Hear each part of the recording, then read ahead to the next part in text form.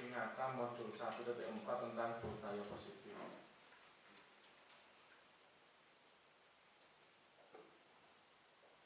Kita mulai. Assalamualaikum warahmatullahi wabarakatuh. Waalaikumsalam warahmatullahi wabarakatuh. Salam sejahtera bagi kita semua. Om Swastiastu, Namo Buddhaya, salam kebajikan, rahayu. Hari ini saya akan berbagi praktek baik pembahasan modul 1.4 tentang budaya positif.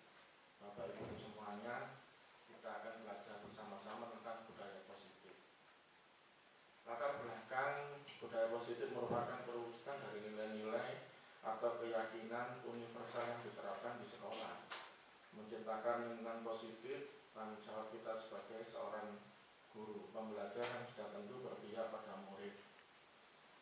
Berikutnya adalah eksplorasi konsep. Nanti yang kita pelajari hari ini adalah disiplin positif dan nilai-nilai kebajikan, teori motivasi, hukum dan penghargaan, restitusi, keyakinan kelas, kebutuhan dasar manusia dan dunia berkualitas. Lalu ada 5 posisi kontrol, dan terakhir adalah segitiga restitusi. Definisinya budaya positif tadi sudah sedikit saya singgung, adalah nilai-nilai, keyakinan-keyakinan dan kebiasaan-kebiasaan di sekolah yang berpihak kepada peserta didik. Jadi di sekolah kita beberapa hal budaya positif sudah kita laksanakan, ya, terutama tentang karakter.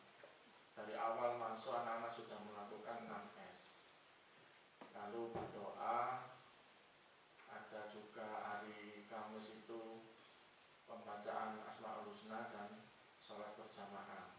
Itu adalah salah satu budaya-budaya positif yang ada di sekolah kita. Lalu apa makna dari disiplin? Disiplin sering dikaitkan dengan tata tertib, teratur dan kepatuhan pada peraturan. Biasanya dihubungkan dengan hukuman. Padahal itu sungguh berbeda, karena belajar dengan disiplin tidak harus dengan memberikan hukuman. Nah, dari sini kita berdiskusi Bapak Ibu, kira-kira kalau ada anak yang berbuat kesalahan, kira-kira apa yang harus dilakukan tanpa anak itu harus tahu, oh kalau saya dihukum. Monggo. Ya, silakan Bu Yolanda. Terima kasih Bapak untuk mengetahui anak-anak ini tanpa hukuman tapi merasa bersalah. Dia tahu kesalahannya. Anak-anak disuruh maju. Paling tidak disuruh mengoreksi dirinya. Apa yang sudah dilakukan oleh mereka, apakah perbuatan itu benar apa salah, apakah dampaknya kepada teman, kepada lingkungan itu ada apa tidak. Dengan demikian anak itu kalau mengaku, oh iya saya salah Pak, mohon maaf. Jadi tanpa hukuman pun anak-anak sudah mengakui. Terima kasih. Ya, luar biasa, kita beri plus dulu. Yang mana nih? Bolpen sapi. Warna apa? Warna merah. Warna merah, oke. Jawabnya gak bener. Iya.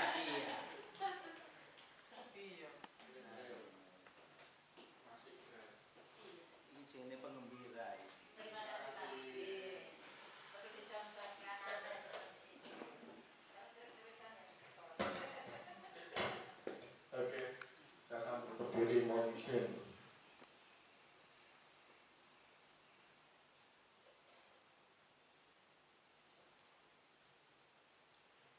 Kita lanjutkan.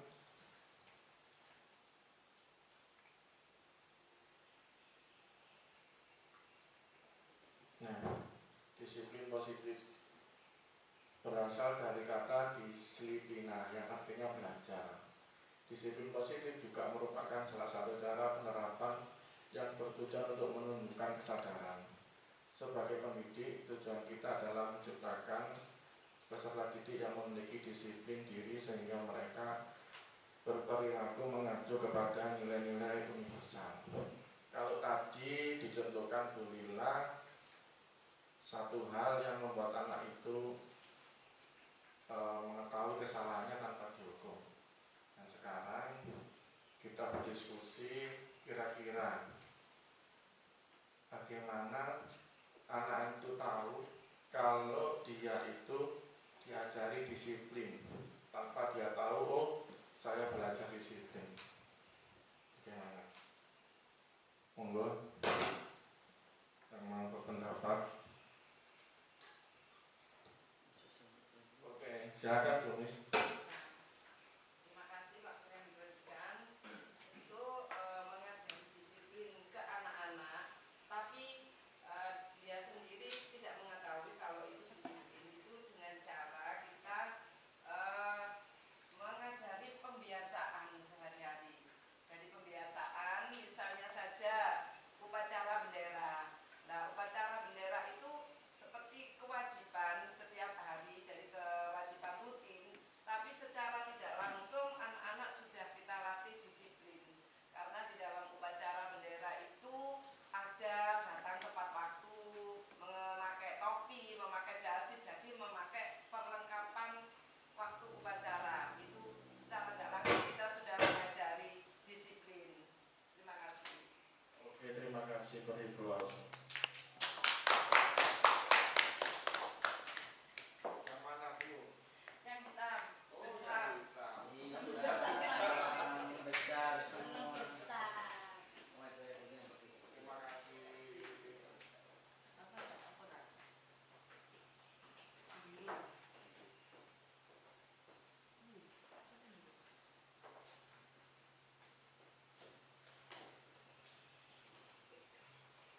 Kita lanjutkan lagi Bapak Ibu.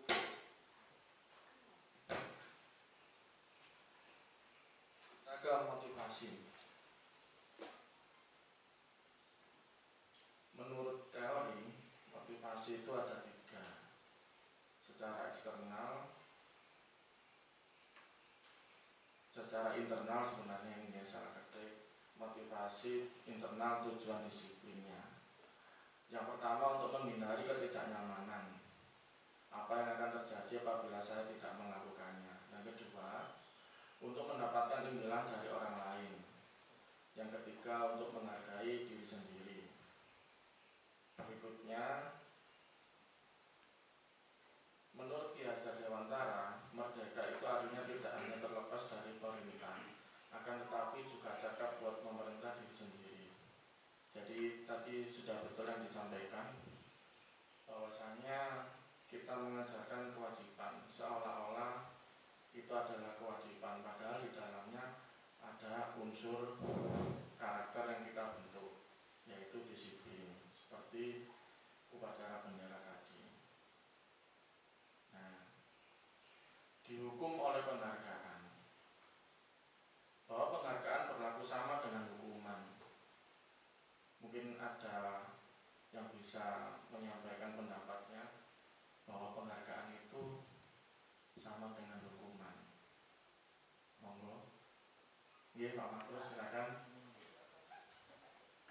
Ya begini, seseorang kalau diberi penghargaan, otomatis dalam dirinya itu timbul rasa ingin terus maju dan maju. Jadi seakan-akan penghargaan itu sebagai beban. Kalau dia tidak lebih baik, maka dia dengan sendirinya malu dengan penghargaan itu. Misalnya orang itu dikatakan pinter atau diberikan piala, ternyata kalau dia itu tidak pinter atau merosot nilainya, maka dia terbebani dengan piala tersebut, dengan penghargaan itu. Sehingga dikatakan penghargaan itu juga bisa menjadi hukuman. Artinya hukuman itu memberikan motivasi supaya anak itu lebih baik dan lebih baik. Nah, itu Pak. Oke, terima kasih Ibu Ridwan. Pak, sudah besar tinggal 1 Pak. Iya, Yang mana? Sudah gede Pak. Oh, ini monggo Pak, ke depan Pak. Terima kasih. Iya. Sama aja ribet penghargaan boskin ya. Iya. Dan nanti kalau nggak bisa mempertahankan, ya malu kan. Iya. Punya beban. Ya, seperti apa sih? Iya, bisa menjadi hukuman buat kita, karena sering terlalu diberi penghargaan itu akan membuat sesuatu dalam diri kita menjadi terbebani luar biasa. Nah, ini ada tindakan guru, hukuman atau konsekuensi. Yang pertama, mencatat 100 kali di dalam buku kalimat, saya tidak terlambat lagi. Yang kedua, lari mengelilingi lapangan basket 2 kali karena terlambat. Yang ketiga, murid diminta push up 15 kali karena tidak menggunakan masker. Yang keempat, menggantikan kertas tugas teman yang telah dicoret-coret. Yang kelima, membersihkan tumpahan air di meja tulis karena tersenggol pada saat belajar. Yang keenam, murid disuruh untuk mengenakan sepatu seharian di sekolah karena tidak mengenakan sepatu hitam. Terakhir, lari mengelilingi lapangan basket 2 kali karena terlambat 10 menit. Nah, kira-kira mana yang hukuman atau mana yang konsekuensi? Ayo, dari sini monggo, siapa bisa berpendapat? Monggo Bapak Ibu. Salah tidak apa-apa. Yang pertama itu apa? Mencatat 100 kali di dalam buku kalimat. Ini hukuman atau konsekuensi? Konsekuensi. Saya tidak akan. Yang kedua,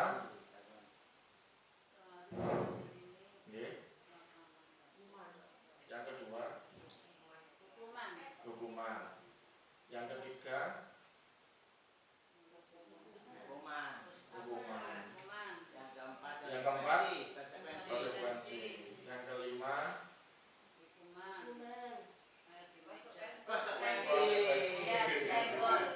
nomor 5,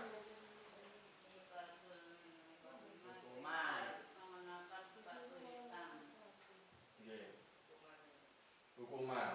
Nomor 6 terakhir, hukuman. Kita lihat jawabannya. Cending.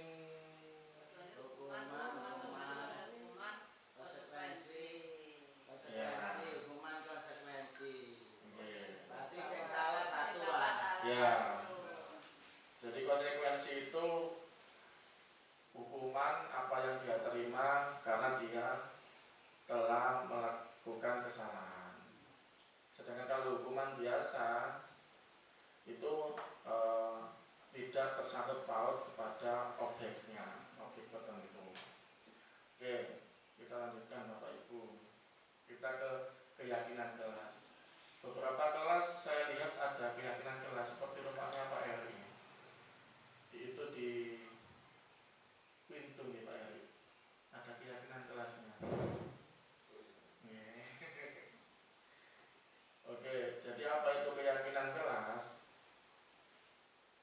Adalah nilai-nilai prinsip-prinsip universal yang disepakati secara bersama, lepas dari latar belakang suku, negara, bahasa maupun agama. Keyakinan akan lebih motivasi seseorang dari dalam dan memotivasi secara intrinsik.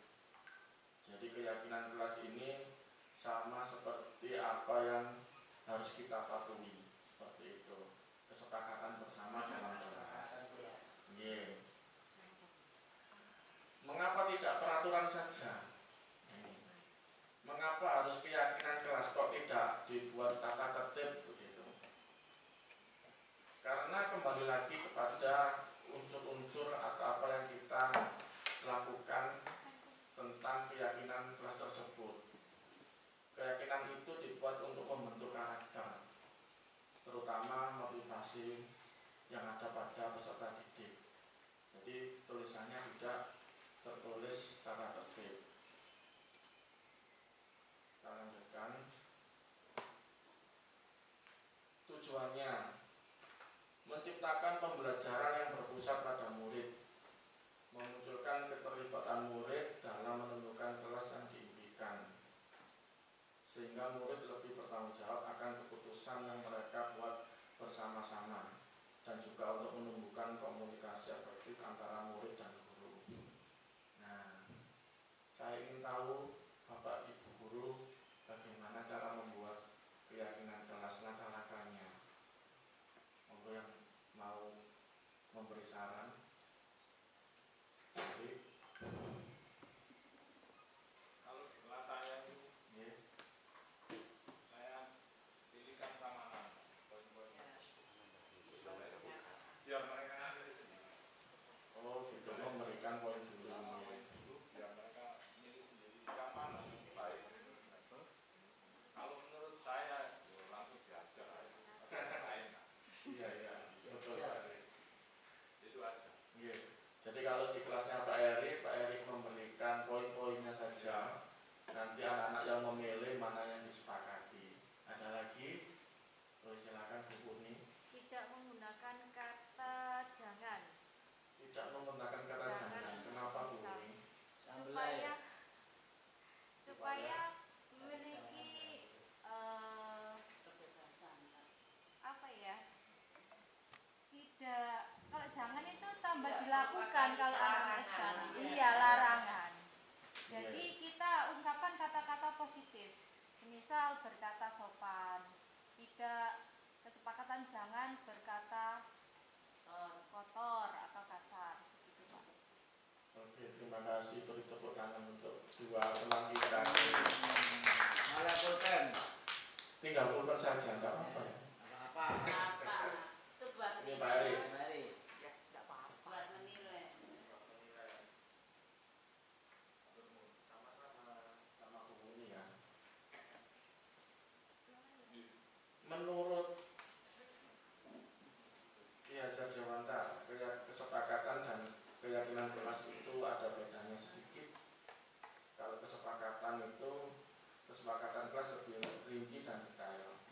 Kesepakatan kelas lebih konkret, lebih mirip pada peraturan. Kalau keyakinan kelasnya bersifat lebih abstrak, berisi nilai-nilai kebajikan yang diyakini secara universal. Jadi hanya data tipis. Ini langkah-langkahnya tadi. Kalau secara struktur tadi sudah disampaikan oleh Pak Eri dan Bu Uni. Jadi jangan ada kata-kata jangan. Itu seperti melarang. Kalau melarang biasanya dilakukan. Kita lanjutkan lagi.